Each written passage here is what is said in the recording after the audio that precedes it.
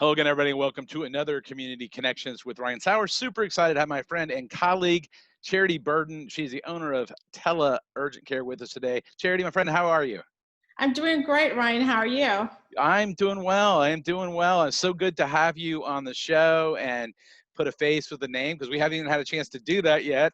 But, Yes. tell us, our listeners, our audience, our viewers, just a little bit about your background so they can get to know you better. Great. So I'm a physician assistant. I currently work in emergency medicine, hospital medicine as a hospitalist PA, and also in the ICU as an intensivist PA. Wow.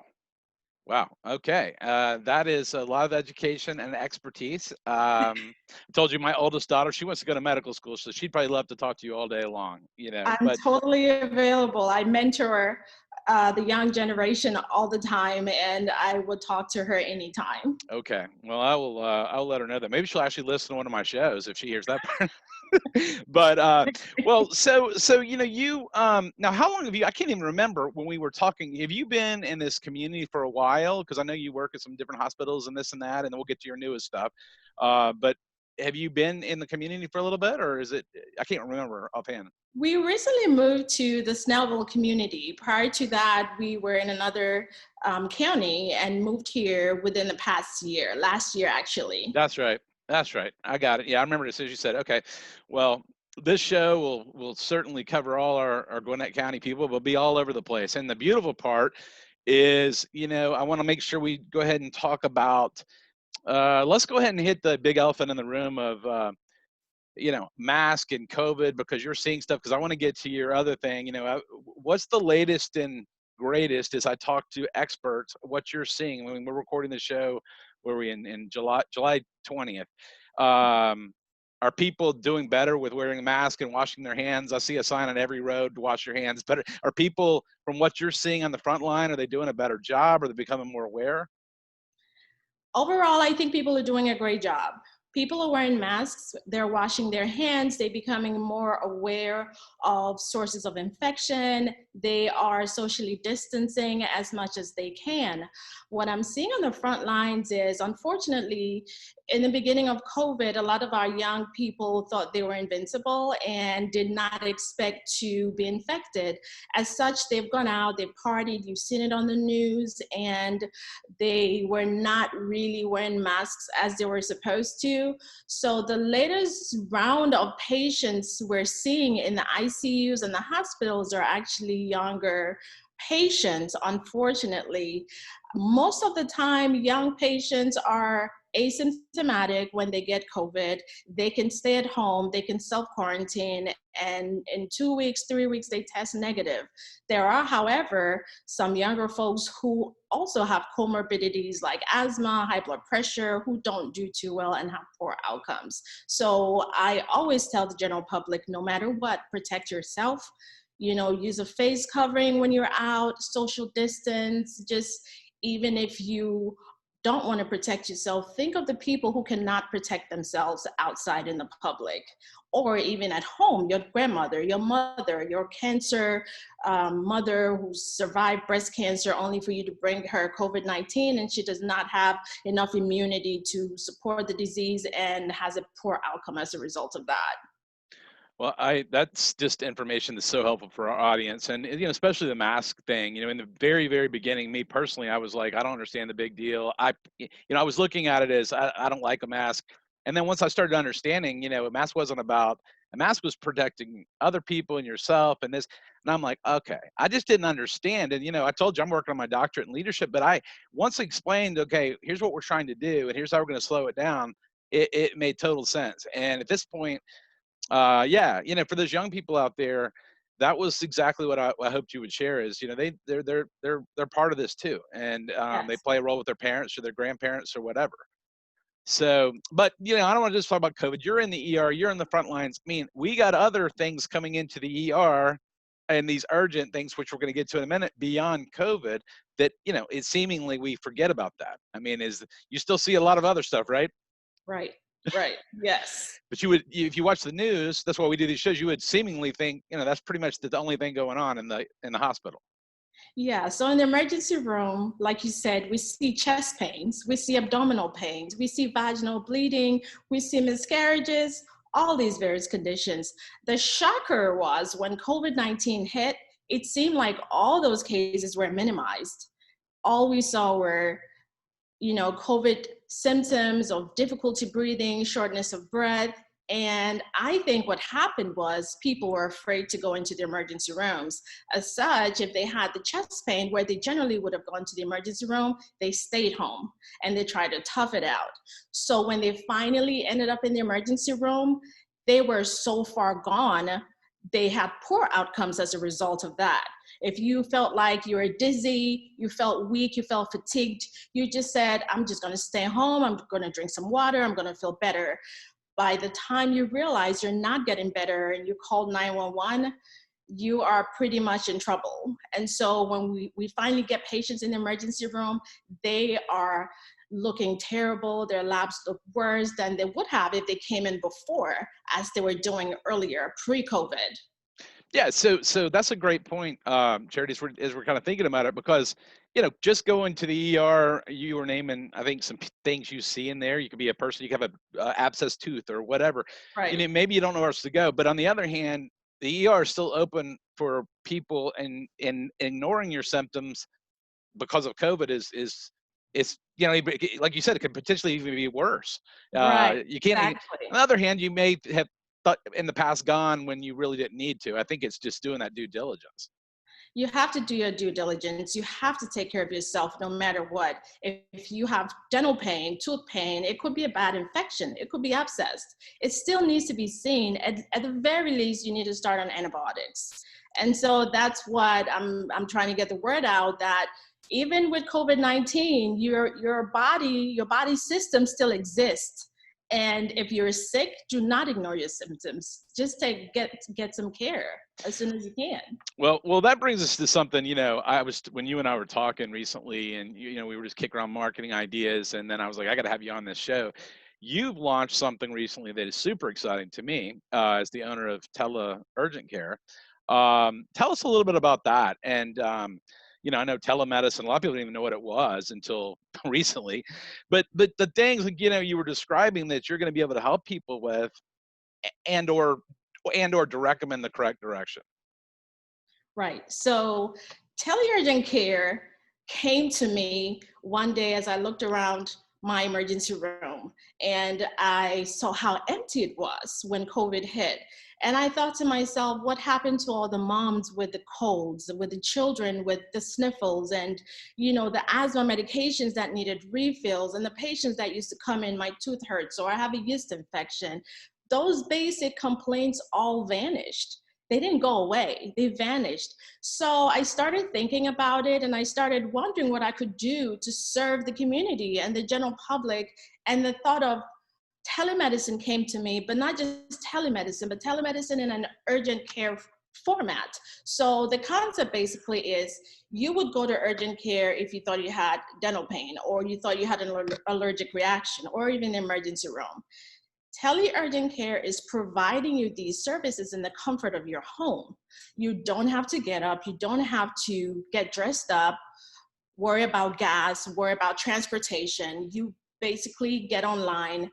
If my clinic is open, you're going directly into my virtual waiting room. You'll be seen immediately. You can also make an appointment if you want to be seen. So those conditions that are non-life threatening, not your chest pain, not your abdominal pain. And if you do call in with those conditions, we do tell you, you need a higher acuity of care and direct you to the nearest emergency room. But most of the basic symptoms that moms call for, my child has asthma, needs a breathing treatment, needs a refill on their breathing treatment, or I think my child has an ear infection. These are the symptoms. We can diagnose that through the video chat. I can literally diagnose a rash that's on you right now if you had one, just by looking at you, because the power of technology is so great. You can actually see and examine, and listening to the patient's history, basically makes up the diagnosis for us when it comes to telemedicine. So I believe it's a great convenience. Most of my patients I've had have just been so grateful and so happy to not be able to pick up their sick child and have to deal with the doctor's office and sitting in there afraid of what they're going to get or what they're going to bring home. They are the most grateful for this service I'm providing at this time. I think it's phenomenal. And, Charity, not only is it perfect at this time, it's perfect going forward because, our world is, when you go to the doctor's office or just the doctor's office, let's not even go ER.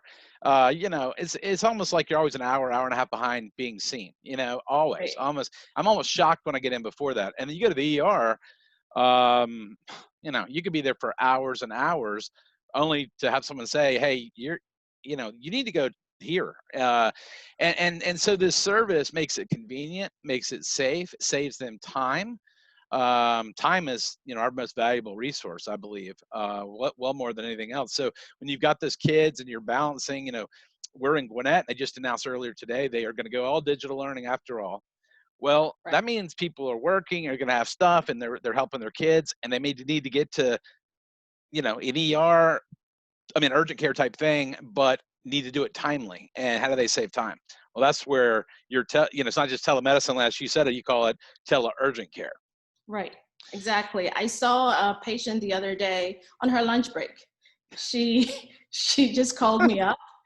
She messaged me on Facebook, called me up, and in 5 minutes had an appointment, was seen in 10 minutes. Her medications were sent electronically to her pharmacy that quickly. And she was so grateful. She saved time.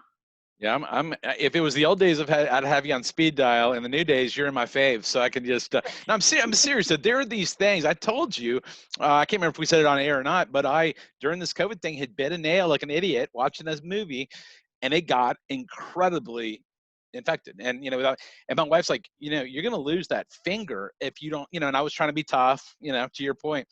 Well, this wasn't, well, I guess it was almost ER time because, but I didn't know who to call. And finally, I found somebody that could see it. And in 5 seconds, they're like, that's what that is. And so when you were telling me about this, I said, man, this serves a tremendous need. And boy, oh boy, those antibiotics, horse pills they gave me, it took 10 full days for that thing to start, going the other direction. And Mhm. so these are the things. I mean, it was like, expertise like you have, but not with the relationship. I don't know who it was, but it was. I didn't really want to go in for this, but it became pretty urgent because it was not getting better, no matter how much I soaked it. What? So I think there are these things out there that if people connect with you, Facebook, email, website, which will give them, you can then direct them. Hey, are you better to can we do this through the internet, whatever? Do you need to come in for a visit to your office, or do you need to be directed somewhere else? I mean, is that kind of Right. the plan? Yes, that's the plan. So what kind of things, let's just tell people, because they're probably thinking, well, what can I call TeleUrgent Care about? I don't want to call about something too minor or too big. What I mean, do you have any things you can think of that would be stuff you see that you can help save people time and diagnose in the The office biggest or out? thing the biggest thing I've been treating is just tooth infections, dental infections. With COVID, a lot of dental offices are closed, Yeah. and people are finding themselves having more dental infections, impacted tooth. They just need antibiotics and a little bit of pain control, not narcotics, just mild analgesics. And 3, 4 days later, when I do a follow-up check, because I always do a follow-up check, they're feeling a lot better. You can see us for your minor rash. My child fell into poison ivy. What can I do for that? We take care of that. I have a skin rash, or I have a urinary tract infection. Urinary tract infections, we can send you out for urine, but we will treat you prophylactically based on your symptoms. By prophylactically, I mean you will be treated as if you have a urinary tract infection, and then you go get your urine tested for confirmation. We take care of strep throats. I have a sore throat.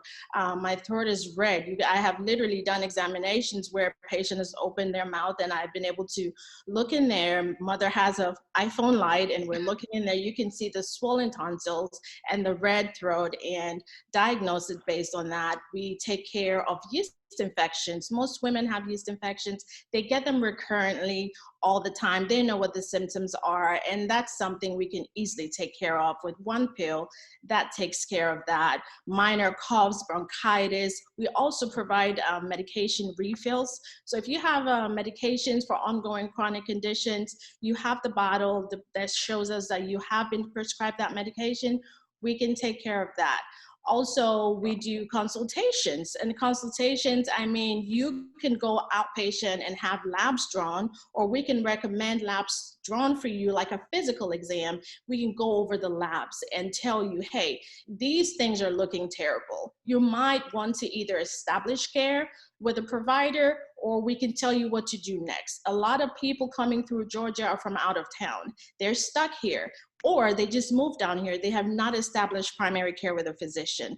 And so this has been a very helpful opportunity for them to say, I think I have high blood pressure, but I don't know. And then I tell them, let's go to CVS, get yourself a blood pressure monitor and open a log, start a log.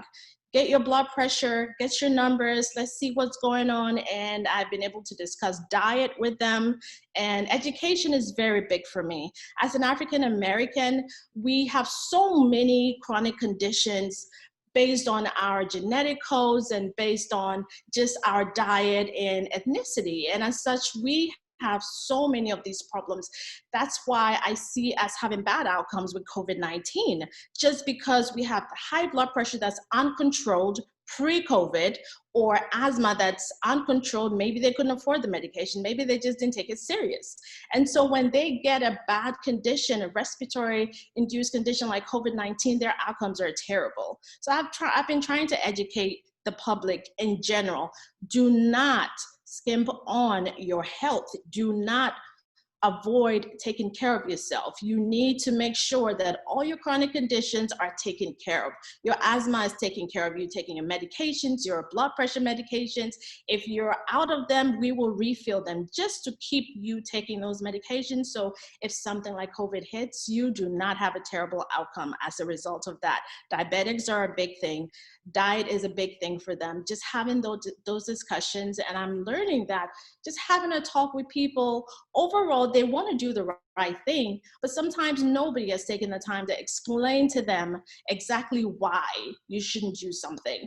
I had to tell somebody about sodium and its impact on their blood pressure, and he'd never gotten the correlation. And he just thought it was, but I don't put salt on my food. And I said, no, that's not what it is. Sodium is hidden in everything, almost everything we eat, and is directly causing your blood pressure to be uncontrolled.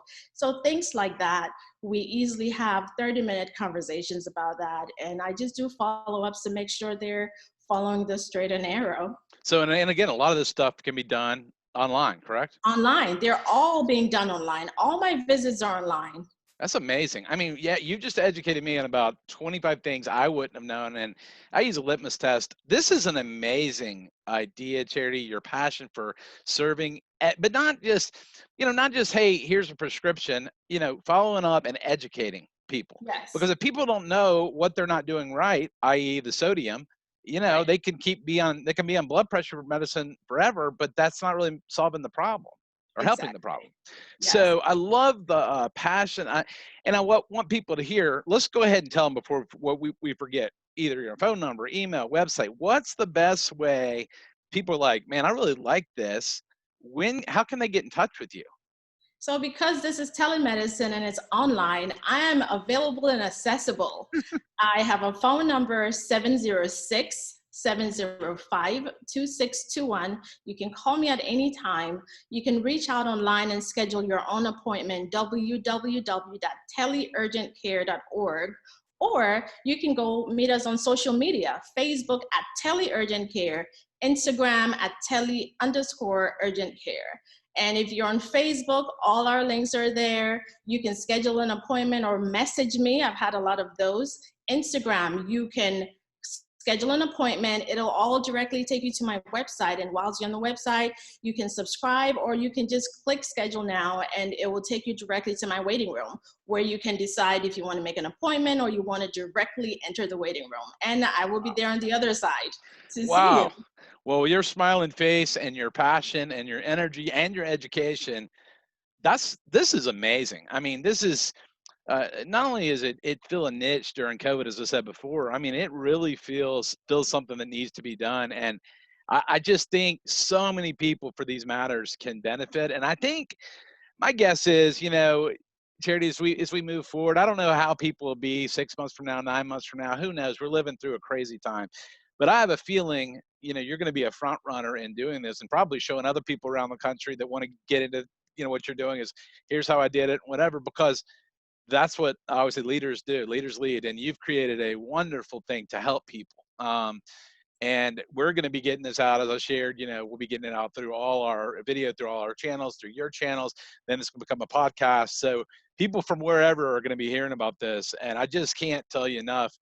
Charity Burden, who is the owner with me on owner of TeleUrgent Care, uh, that's just it's crazy just to think you were talking about strep throat and you could diagnose that, by looking their throat, because I mean, exactly what it is. Yes. But modern technology and those kind of, with a flash like that, you see the symptoms again, like my finger, in 5 seconds. Right. And that is just, I can just imagine how excited our audience is to be known that this is out there. Yes, yes. And the biggest thing is getting the word out and telling them how easily accessible it is. And then we'll see them. There's no wait time. You just enter the waiting room, make an appointment, whatever is convenient for you. We'll take care of you. Well, and the other thing I'm just going to reiterate, you said in certain cases, prescription refills, or people, whatever the case is with COVID, they've been seeing a doctor, maybe they haven't been in to get the refill, and they're in a pickle with their blood pressure or whatever it is. You guys can help them there, and that's very important, especially to, well, to all people. But you may be older people that are saying, "Hey, we can't go out, and we got a Right. prescription that's lapped, and our doctor hadn't called us back." Exactly. So Yeah. that's another void with refills of some sort when you've been seeing a doctor for a long time and you've been told, "Don't go see your doctor," and all of a sudden you don't have any more refills left. And the sad part is, as a result of COVID, lots of doctors' offices are shutting down. Exactly. And so their doctors are just not available anymore. Well, so you fill in that void as well. I mean, I know it can't be on everything, but being an option for them on different things. I just can't stress enough, Charity, how awesome it is to spend time with you today. We'll be able to do our face to face soon, as I tell people, but this is the next best thing right now. And yeah, I mean, folks, you're watching it. You're watching what it's going to be like with when you visit Charity with all her expertise in education, because look at her, she's smiling, she's ready to go, ready to help you. And that's why I wanted to do this, because it was like, well, better way to show what it's like than to actually do it? Exactly. We just had a visit. Yeah, we did. I did. And you're like, you got a lot of problems, but I'll hold those for another day. Most of them start with technology, Charity, as you know. So I don't know. We can fix that, but all right. Well, I want to finish one more time on it's TeleUrgent Care on Facebook, and Tele is at underscore urgent care on Instagram. Yes. Okay. And if you want to say your phone number one more time, just in case someone missed it. Yes, definitely. 706-705-2621. Perfect. Well, Charity, my friend, I appreciate you very much, and I appreciate what you're doing in this community and your service of helping people and being on the front line and all that you're doing right now. I know we all do. We just want to say thank you. Ryan, thank you so much. Ever since we met over the phone and talked, you've been great in trying to get the word out. Thank you so much for having me on your show. I really appreciate you. My pleasure. My pleasure. Well, folks, you've been listening to another Community Connections with special guest Charity Burden, owner of TeleUrgent Care. Stay tuned for upcoming Community Connection shows. Thanks again, and see you next time, everybody.